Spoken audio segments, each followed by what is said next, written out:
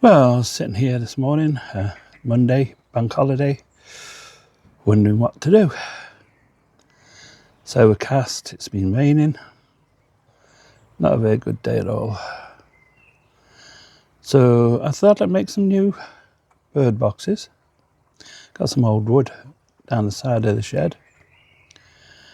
And I found some old wheels off a bed. Must be at least 5 years, 10 years old. Thought, oh, I can use those as well. So I got the old wood, made the 3 nest boxes, and I made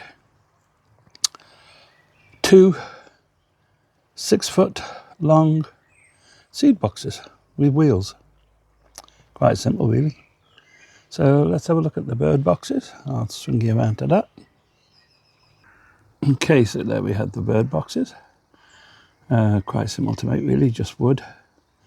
A roof on with some sealant around the roof to stop water getting in, and facing exactly the right way for the birds. Obviously it's a little bit late in the year probably for them now, but you don't know. Somebody might go into them. So there's 3 of those up. And then I thought about the seed boxes. So this is the first one I made, 6 foot long by 6 inches wide. And I put cucumbers in here, and the spring onions, and there's some lettuce at the end.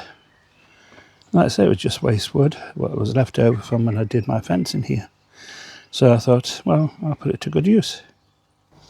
There's one of the birds coming down, taking the fish food off the pond. It seems very tame, this one comes right up to you, and it'll even take it off your hands. I don't mind it taking the waste food. It'll just go in the skimmer. Okay, so this is the box I've just done. It's just a basic squarish type box. Let's say there's the wood. It's just planks of fencing that was left over. Drilled the holes in it to drain water out. Put a thicker piece of wood on there with wheels on,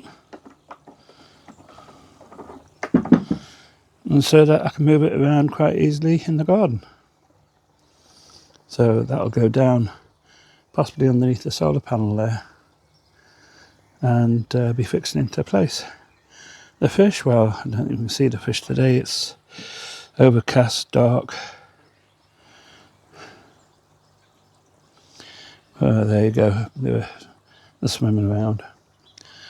One thing to test your water for algae. Now, this is a good one. Simply get a piece of white material. This is filter floss or filter wool, whatever you want to call it. And you just drop it in your pond.